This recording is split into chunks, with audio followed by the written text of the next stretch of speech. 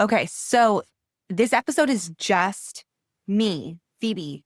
Not that it matters, but Leo and I have both been traveling and doing a lot for work. So we've had limited time to connect directly. So I'm going to be doing a couple episodes that are just me in more of like my consulting framework. And we'll get back together with Leo and resume, business as usual very shortly.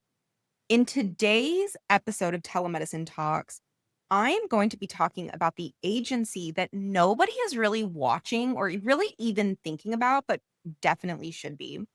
While everyone is thinking about the DEA and state boards, the FTC has really taken in the driver's seat approach to healthcare, and they're not necessarily worried about clinical protocols. They're coming for data practices, marketing techniques, and being honest in your day to day of how you acquire patients. So if you're running a telehealth subscription or a membership model or even a one time sign up with an auto renew box, this episode is for you. Because what the FTC is doing right now isn't about medicine, it's really about consumer protections. And they're using that lens to make examples out of digital health companies, and you definitely don't want to be on their list.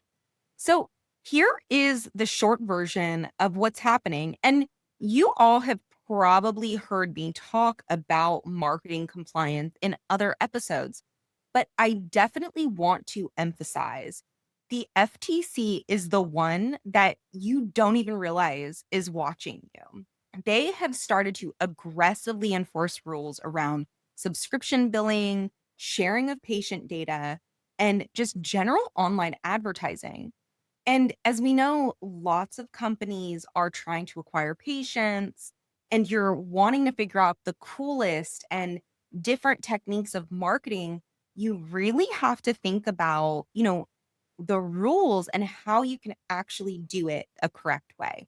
So, the FTC, the Federal Trade Commission, is focusing on three main areas: auto renewals and cancellation workflows, refund and billing transparency, and then, of course, how you are acquiring patient data and whether or not you're sharing any of that with potential advertisers.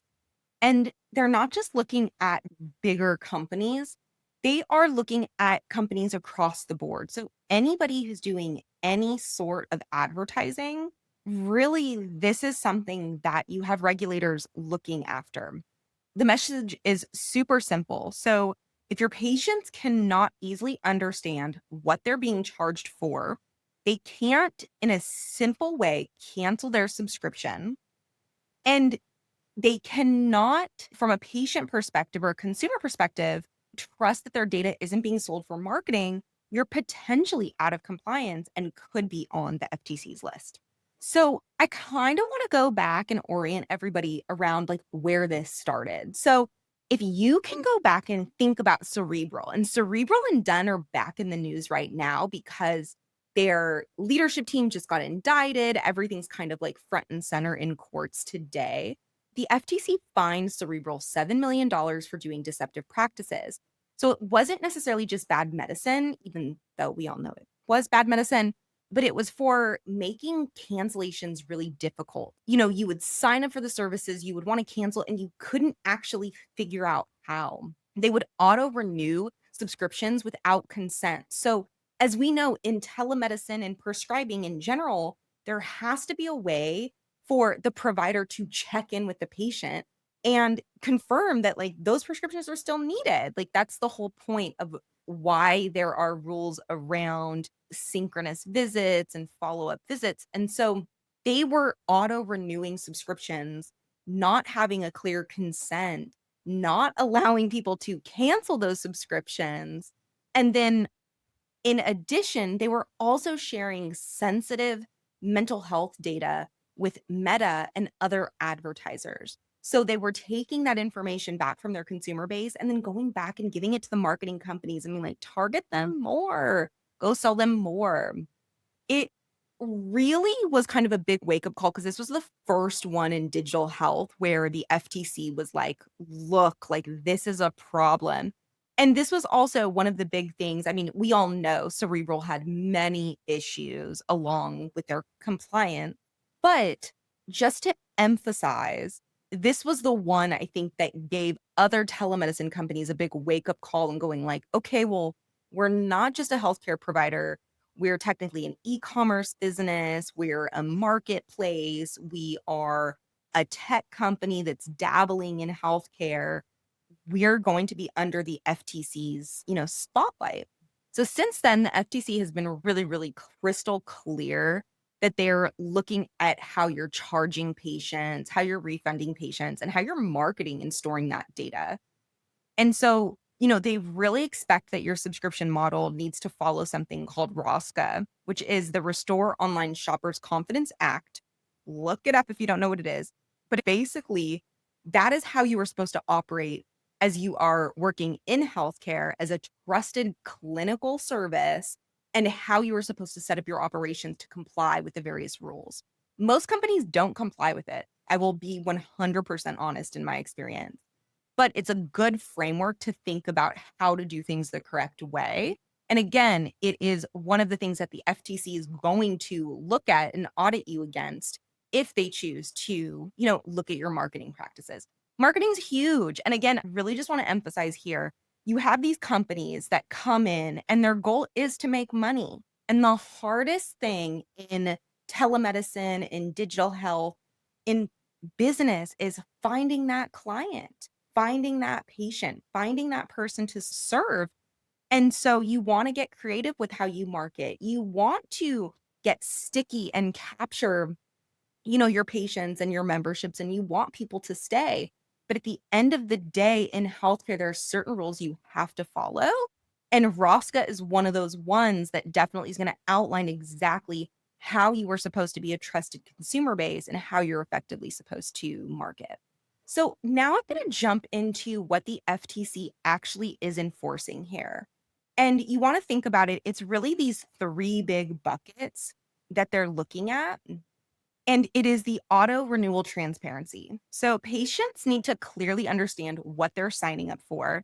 And then, of course, anything that has auto renewal, from a prescription standpoint, you cannot just allow a person to continue to get prescriptions without following up with them. This isn't just vitamin D. This isn't just something that can be put on your renewals like toilet paper. You really have to think you are giving patients prescriptions, and there needs to be medical necessity determinations.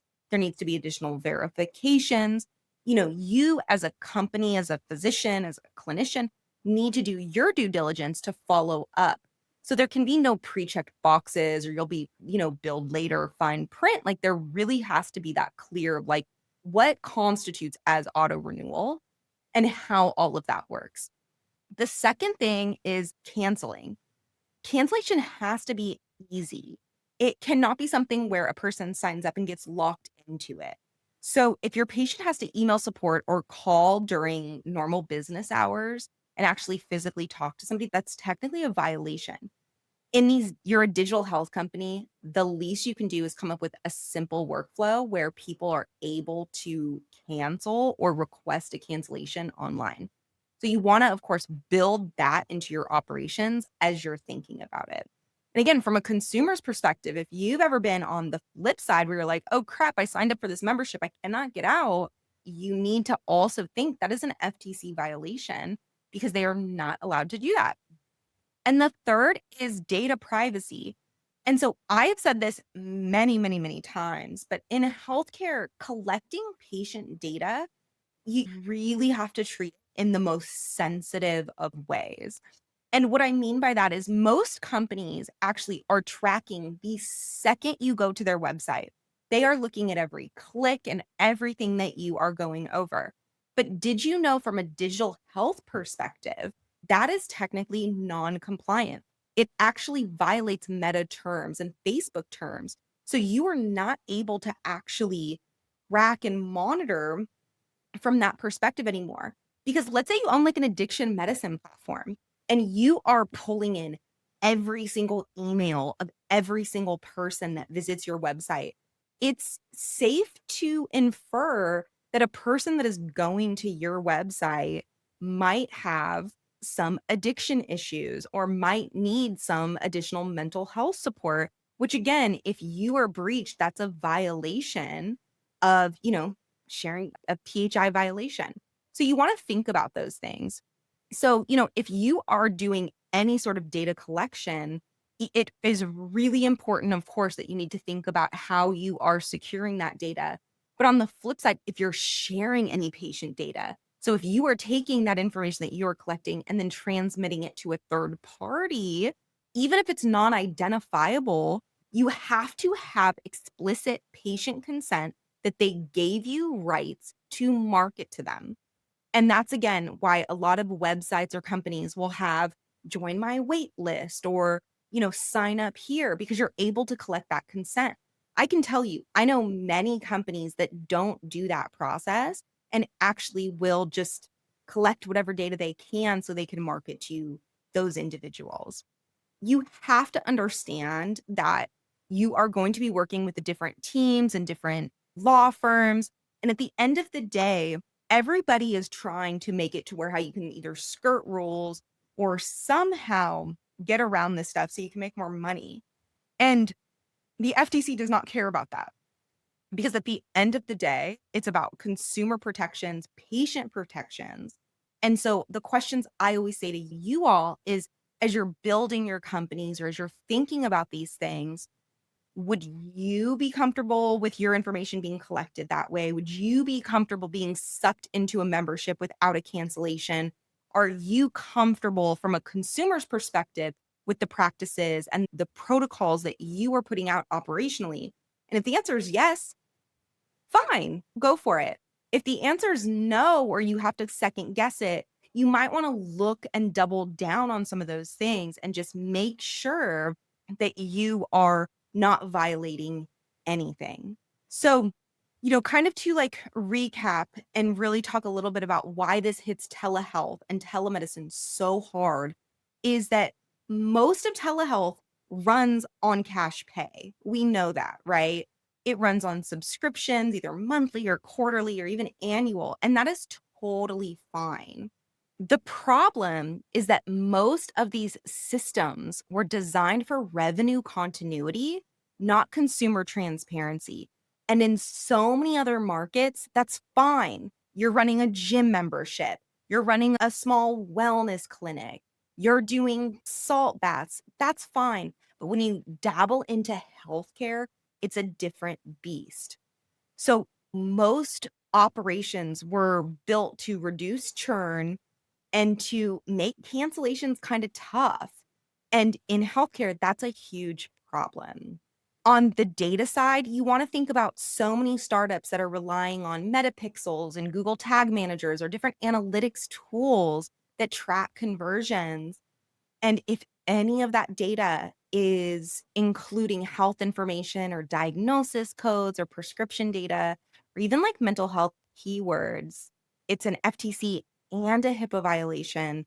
And that is like double trouble. Like, I think everybody who listens to this podcast knows that HIPAA is like the biggest violation of them all.